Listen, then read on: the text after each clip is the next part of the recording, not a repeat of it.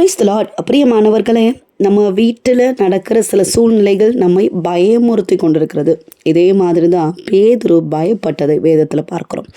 மத்தேயு சுவிசேஷம் 14ஆம் அதிகாரம் 31வது வசனத்தில், உடனே இயேசு கையை நீட்டி அவனை பிடித்து, அற்ப விசுவாசியே, ஏன் சந்தேகப்பட்டாய் என்றார். பிரியமானவர்களே, காற்று பலமாய் அடிக்கிறதை கண்டு கடலின் மேலே நடந்து வந்து கொண்டிருந்த பேதுரு பயந்து போய் அமிழ்ந்து போகையில், இயேசுவே என்னை ரட்சியும் என்று சத்தமிட்டானான்.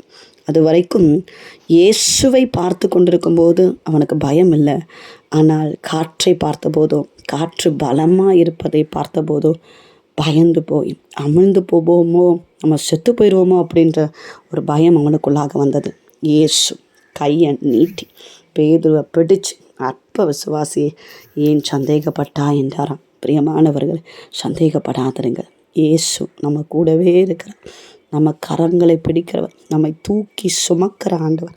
ஒரு நாளும் அவர் உங்களை கைவிட மாட்டார். God bless you. கர்த்தர் தாமே உங்களை ஆசீர்வதிப்பாராக.